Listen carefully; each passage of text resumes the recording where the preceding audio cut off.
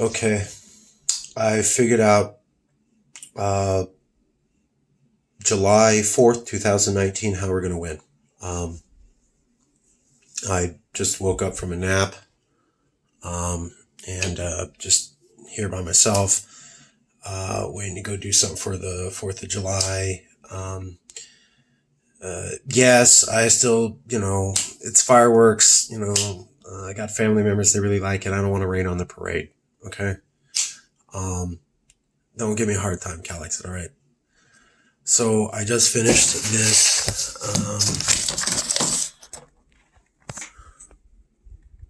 I don't know if you can see that. That is the whole, and that was in my book, California's Next Century, that started the, blah, blah, blah. Anyways, here's the big plan. Okay. I figured this out. We're going to sell conservatives on the idea that they can win back control of the House and therefore the Congress, by selling the idea that if they just win back the seats that they lost during the blue wave, they would have 54% of the Congress. And Irwin, the dean of two different law schools, I think, and a constitutional scholar, said in the GQ magazine with Daniel Riley that 51% of vote of Congress could vote California out. So we're going to take the premise that because Texas versus White said consent to the states, and also because the Constitution does not mention secession and therefore does not ban it, which means it could be legally possible, and says that for legal disputes, all decisions are to be handled by the Texas versus White, which is the only Supreme Court case on secession, and also that the Constitution says that all powers not expressly provided for the federal government are reserved to the states. Then you have two different constitutional references. Power goes to the states, and if it's not mentioned in the Constitution, and legal disputes are decided by the Supreme. And so consent to the states there. Two different references constitutionally. Erwin Chemerinsky, we're going to say 51% of Congress. And he backs out. We're going to say, well, you answered the question truthfully when there was no pressure, and you're changing your opinion now or mind now because there's pressure. So 51% vote of Congress will vote California out. Californians will vote to leave once they see Congress votes them out, because it will do two things. One, shock the hell out of them that the truth, which Californians, that America hates California. I know that. Conservatives know that. Californians don't. They think America loves them. When they realize in a shocking way that America hates them, it will make them angry and emotional, and that's the place where they'll make a vote to secede. Additionally, it will obliterate opposition to the idea of CALEXIT. The number one reason against CALEXIT was that America would never let you go. This would destroy that. So opposition's destroyed. Californians are angry. They vote for secession. We're going to sell that idea to conservatives that, hey, you take back the seats you lost recently, last year, so you can get them back, because it's not hella long ago. It's hella. It's hella. I'm just, oh my God, dude, this just came to me. Hey, you get back the seats you lost recently, which means you can get them back. And you say that when you get in there, you're going to vote for California to leave. Californians are angry because 51% of majority of America said for them to go. And they also realized that they could leave. They could get the votes to go. You literally just gave it to them. So you're going to run on that. Hey, Republicans, you can win back the seats that you lost and get control of Congress by selling the idea of making America workable. California's gone. America works. All the crazy ideas, not all of them, but a lot come from California.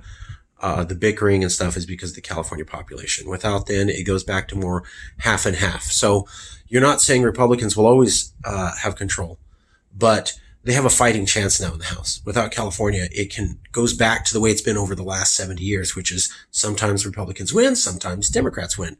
Right now, it's always going to be Democrats. And that's the other part, is that when you're talking to Republicans about this, you're going to say the fear factor. You are always going to lose control of the House forever. Every year, population shifts to the cities away from the rural areas. And the cities are overwhelmingly liberal. Everything shows that. They don't change. So you're not going to change the cities. Cities are only going to get bigger. Population is going to be there. You'll always lose control of the House. So you have a few years where with a really good tact, you could win back those seats and have control of the House. During that time, you could vote for California to leave. Californians would do it. And then you have a fighting chance for the next century. And if you don't do this, you will never have control of the House ever again. And look at what McConnell's doing. He's only fighting now. He's acting like he has power, and people are acting like he has power. He's only blocking ideas. You've lost control of the narrative. You're not pushing ideas. Not until you have control of the House are you pushing ideas again. You can't. Remember when you had control of the House a few years ago? And you were actually controlling the narrative about repealing the healthcare mandate from the previous president, Barack Obama? Well, you don't have the narrative anymore. You don't have the power. You're not pushing ideas. You're saying McConnell's saying he's powerful because he can stop things. That doesn't mean he's proposing anything. He can't do anything. He can just stop it. He can just stop it. That's a defensive maneuver, meaning you're losing. So you're always going to be losing, Republicans. Unless you get rid of California.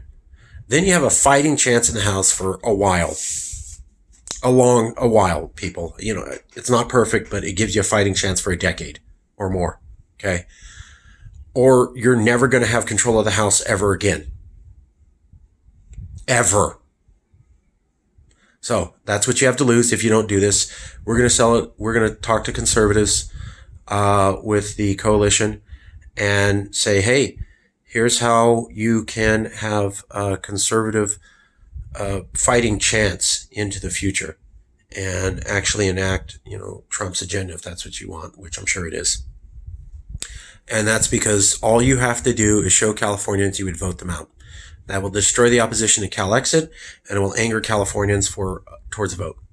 And the reason that you can do that is because the liberal media, which lies to you, I know that you know this, conservatives. Reuters, January 2017, and Stanford Hoover Institute 2017, January. Both two different polls showed the same thing. 32%, about 32% was for, and about 15.5 to 17 point something percent were for it. So Reuters Ipsos said, hey, are you for it? Do you not know how you feel? And are you against? It was 32% for, 15.5% didn't know how they felt, don't know, which is 47.5% of Californians. 47.5% of Californians were open to discussing secession. Stanford University showed it at 46% were open to discussing secession. Same thing. They asked the question, 32% or 31% were for, 17% don't know, and then the rest were against. So the liberal media never reported that. GQ magazine was the only magazine ever, and they're well known for their fact checking. Yes, Google that. GQ magazine is known for real facts and checking them. Go ahead, Google it. It's true. Don't believe me. Challenge it. And they confirm that. And then you never heard a reporter bring up those statistics ever again.